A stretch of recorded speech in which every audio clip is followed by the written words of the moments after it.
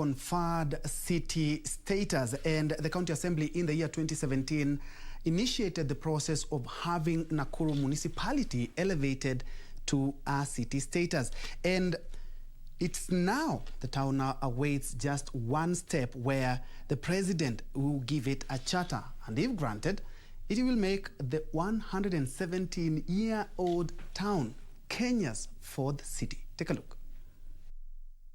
On the 3rd of June 2021, the Devolution and Intergovernmental Relations Committee of the Senate held a debate about an application by the municipality of Nakuru to be elevated to city status.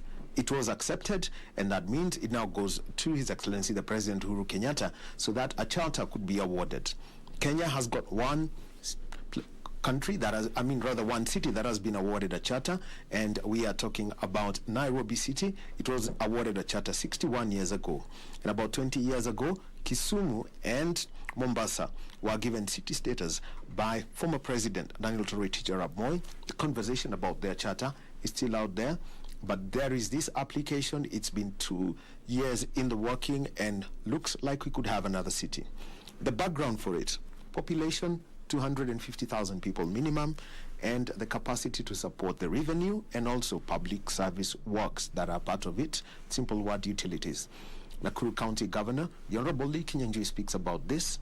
The first question that I would like to put forward is the concept of having Nakuru municipality elevated to city status. Thank you. So I want to confirm that from around 2017-2018, we mapped out the whole of Nakuru, specifically the municipal part of it, and we tried to look at ways in which we can be able to spur economic growth, increase the infrastructural investment, and also create employment for our people. And it became necessary to look at both the level or the categorization of Nakuru at that particular time. And after further consultation, it was felt that we needed to elevate ourselves so that we could reach a level where we could also be able to attract more investment, more tourists, more industrialists, and so on and so forth. We therefore made an application through the County Assembly. I set a committee that looked into those issues. A report was made to the County Assembly. We later on presented that report to the Senate, and it has been a long journey until the 3rd of June, when the Senate consented to our request. But of importance is the fact that being the fourth city in Kenya, sometimes people say, do you want to develop, then become a city, or do you become a city and therefore attract development? So we are very conscious. By that categorization of Nakuru as a city, we're going to attract huge investments, both from government, from private players, and even those who are already here and investing in one area, they will want to expand. So we see the fortunes of Nakuru changing dramatically in the coming days, and we are happy to be part of that journey. One of the biggest legacies of Nakuru is its cleanliness. We grew up learning about Nakuru being the cleanest town in East Africa. I think Moshi overtook you, then you took it back in 2011. Tell us about the water, sanitation, and waste management status of Nakuru at the moment. Okay, we have had challenges because in the last 10 years, the population has nearly doubled. Sometimes when you have a good reputation, it has also the unintended consequence of attracting more people, and consequently the population gets big. With a bigger population than what you can host, you have all those attendant issues like trading places, cleanliness, and all that. And therefore, to that extent, those are the issues now we want to address under the city platform, where, like we said, we are going to have city marshals, city cleaners, and all those sort of issues. But bottom line, we also want now to come up with, every city has its own personality, its own theme. And the theme of cleanliness must be part of Nakuru. And no matter how many cleaners we get, the first thing is to ensure you don't drop that banana, Banana peel on this. Yeah, so the cleanliness does not start when the cleaner comes. It starts with you, not dropping it wherever you want to put it. And I know many people will get into the vehicle, buy some yogurt, finish it, and just throw it outside. So it's a really sort of culture change that we really want to inculcate, and I believe it is possible. We have started the journey. We want everybody to be part of this conversation, and I believe in another 5 or so years, people will see a different part of Nakuru. And because of the geographical positioning of Nakuru, you know, just like 150 to Nyeri, 150 to Eldoret, to Kisumu, some 200 to, you know, all the big places, including Nairobi. So in terms of the centrality and making business decisions for anybody who wants to set up base, Nakuru offers a major attraction. So ours is to improve the infrastructure to be able to hold some of these things that otherwise will come and improve where we're going. Nakuru is a transit town. The highway to the west passes through the city. You could tell us about that, the road networks, and also how to plan an important aspect of every urban place in the country, public transport. So with respect to road connections, I think, like I said, we have good road connection with, you know, Kericho, with Kisumu, Eldoret, Nyeri, Nairobi. But the route from Nairobi to Nakuru has been suffering from congestion, trucks and all that. And for that reason, at one level, there is a revival of the railway, which will help us to remove part of the cargo from the road to the rail. And then there's a dualing of the road from Nairobi to here, which again is going to make sure that the road is expanded, and therefore we have a better traffic flow and reduced time. We actually anticipate that a drive from Nairobi to Nakuru will on average take 1 hour 20 minutes upon the completion of the expressway. So these are huge attractions when it comes to connection by road. We have also started the construction of the Lanet Airport, which is also going to give Nakuru the aviation sort of connection across East Africa. So when you put all this together, and with that again comes other opportunities, both for business and also for other aspects of enterprise and tourism and all those issues. So in terms of connection, there is a huge approach towards streamlining our connection network. How far has Nakuru gone on improving the facilities that were taken over from the national government and also the former local authorities? I think when it comes to health, we have basically looked at it from an infrastructure point of view, which means increase the bed capacity, increase our theaters and so on. And in all our sub-counties, we have been able to put up a level 4 hospital. It's only in Subukia and Rongai that we are starting in the coming financial year. But in all these others, we have already started something.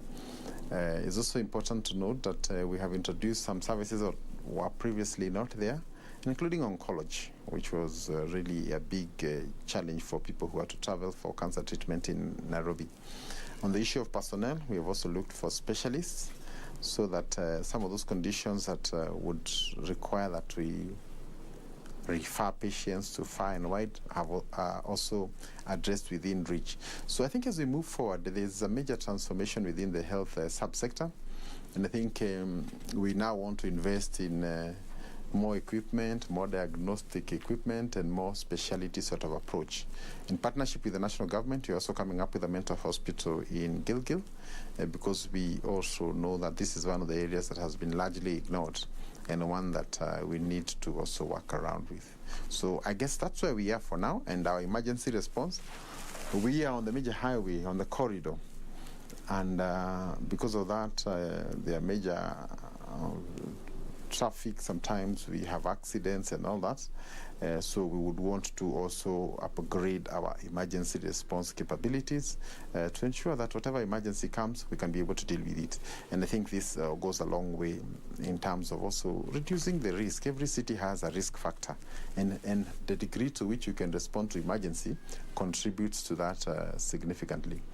We have also adopted a preventive sort of approach. So we are investing in what you call community health workers, people at the very grassroots level who know this is Jane and this is Peter, and they can be able to advise them on their dietary and other sort of issues. So we are dealing with it also from a micro level and also at a very basic family unit level. One of the things that the Senate considered heavily was the ability of Nakuru to sustain a city status through revenue collection. What's the plan for that to sustain the services and also make the expected city attractive for the business community? I think revenue collection is a very critical element of every city because you have expenses and you have to meet those expenses. You have services you want to deliver and they must be met. So how do you meet this? So it's important that we try and introduce an efficiency angle, and this is what the Nakuru Revenue Authority is meant to do. So we'll be trying to employ technology, we'll be trying to employ efficiency and professionalism, and our focus mainly is not necessarily to increase the rates and so on, but just to have a higher compliance. Those who are supposed to pay, pay and pay on time. And in return, they can be able now to come up and demand for services because they have paid. We have noted in the past that only about 40% of the people pay for the services. That therefore means that the 40 have to pay for the 100%, so they get overburdened. And that's a conversation we want to engage the residents of Nakuru. Nakuru County is working with the World Bank, the Urban Development Grant. Tell us about the impact of this facility from the Bretton Woods Institution. The Kenya Urban Support Program is a program within the World Bank to help the municipalities and other urban areas to develop their infrastructure, and in particular to develop resilience so that they can be able to meet the challenges of urbanization.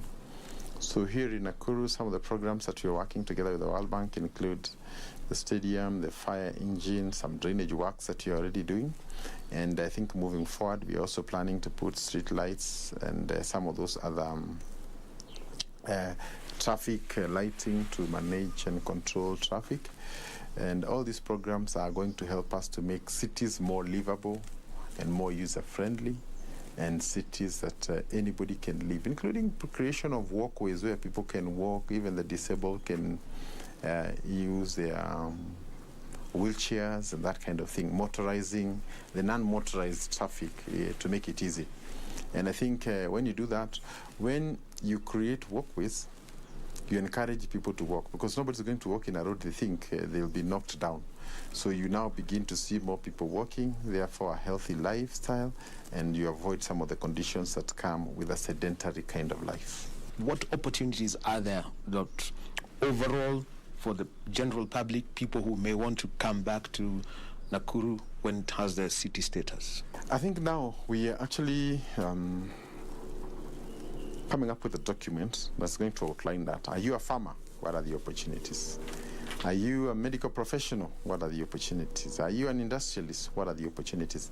But in a nutshell, I think in every aspect of life that you may want to think of, Nakuru will offer that kind of opportunity. If you talk of transport and logistics, if you talk of ICT, if you talk of developers, if you talk of agriculture, you may know that within Rift Valley, this really was the headquarters. And if Rift Valley is a breadbasket of Kenya then, and you're thinking in the agro industry, then the place to be is Nakuru. So I think we really just need to redefine ourselves, who we are, attract the investors. We have geothermal in Nakuru, and this geothermal can be a major driver in terms of attracting industries here into Nakuru. So all these conversations will play into more opportunities, and depending on where you are, you will be able to find space in Nakuru. Governor of Nakuru County, the Honorable Lee Kinyanjui, he's given us his insight and the opportunities that are going to come as he waits for Nakuru municipality to get the presidential charter to become a city. It will be Kenya's fourth city after Nairobi, Mombasa, and Kisumu, the fourth largest urban area in the country. Let's wait for that and enjoy the county of opportunities. Thank you very much.